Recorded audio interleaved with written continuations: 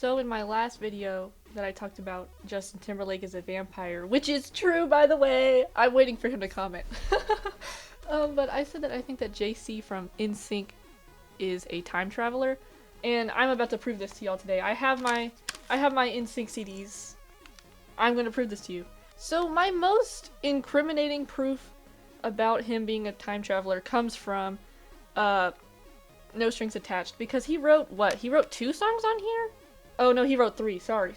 He wrote 3. And all 3 of them are very important to my theory here. So the first one is Space Cowboy, which my theory, okay, is that he was alive in like the 1800s and he's an immortal being who has connections I'm insane to people in like outer space, and he was like sent here to monitor Earth. I'm talking and I'm like, oh my gosh, I'm crazy.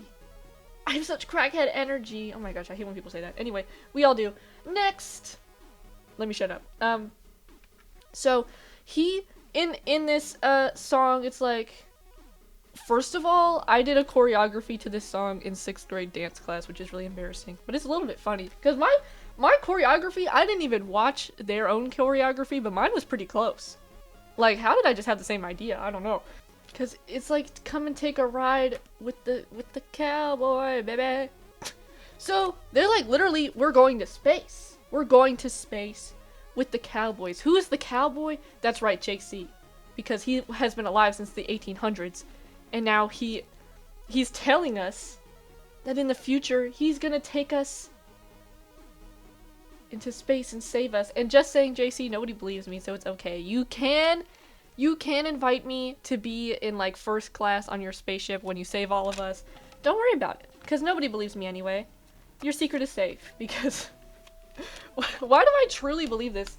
Anyway, next song is Digital Get Down. This song, I hate this song so much. This is maybe the worst song I've ever heard. So sorry, JC. But this song is about like webcam sex. Which, did that exist in 2000? I feel like it didn't, and this was probably written in either 1998 or 1999, right?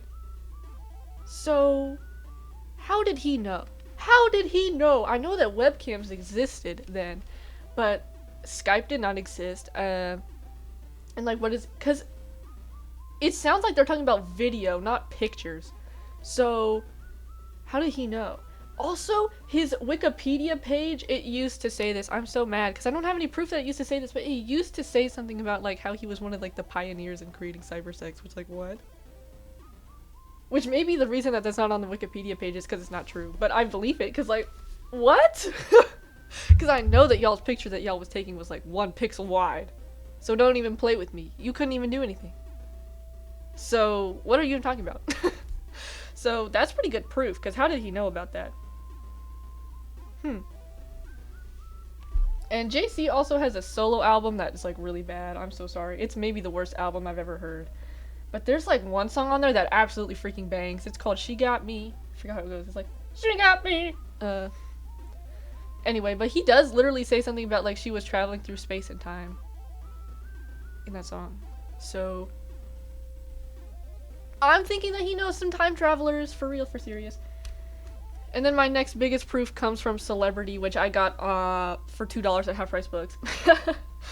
Because nobody wants this. You know what's actually really funny though? They had like 5 copies of this there. Normally CDs are like $5 or $6, and then on clearance they're $2. But this is just the normal tag was $2, so like for serious, nobody wanted this.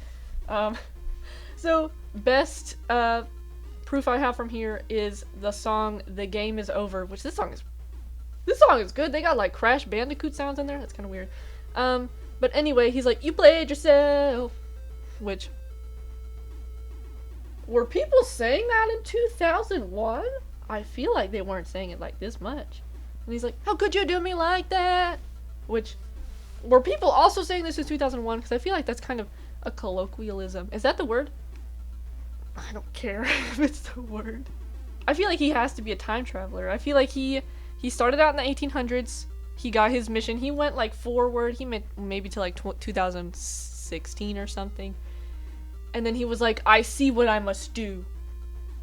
I must raise money for our spaceship campaign, I don't know, by going back in time to like to 1995, and I have to get into NSYNC. And that was his plan. Okay.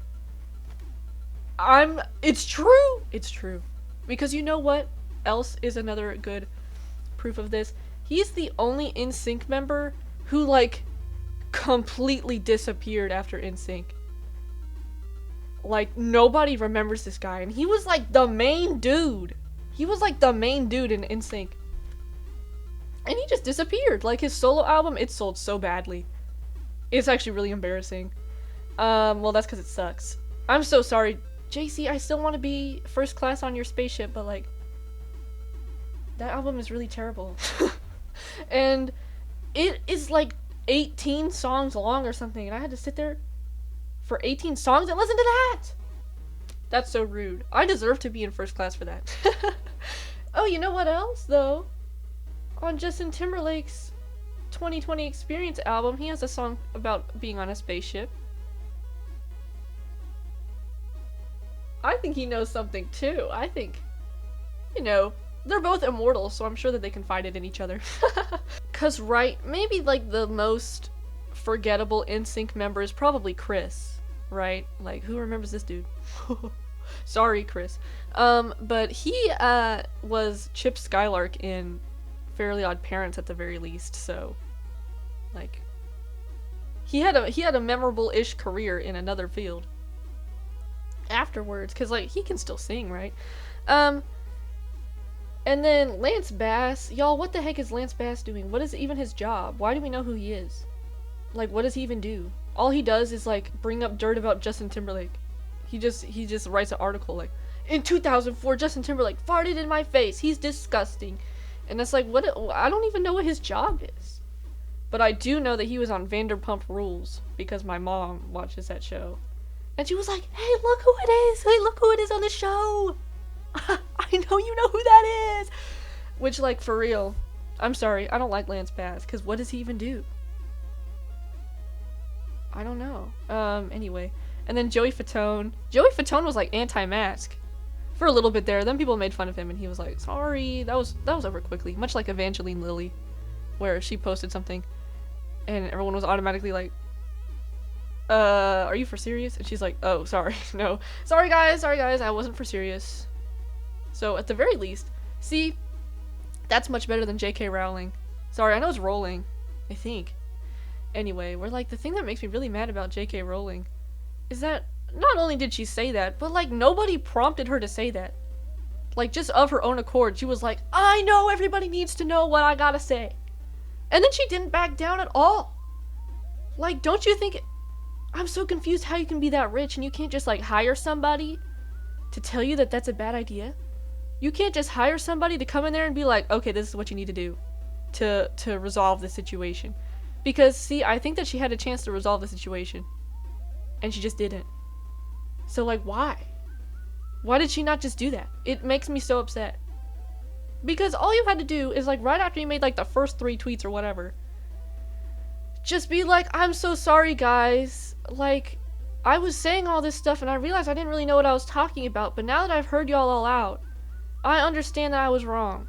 And I'm sorry, I'm gonna donate a bunch of money or something. Like, that's all you had to do! But no, instead you decide to double down on it? Like, why? Because don't you want to, like, continue making money? I'm so confused. That actually makes me so mad. Because not only did you think that, but you also thought everybody else needed to know that you did. We didn't need to know! Anyway, back to JC. Did I have anything else to say? Oh my gosh, I hate the freaking track listing on this CD. It is so tiny. Are y'all seeing how small those words are? It doesn't focus, but... Oh my god. I will say I think that JC is maybe my favorite NSYNC member, just because he's a time traveler, and I'm like, that's so interesting, right?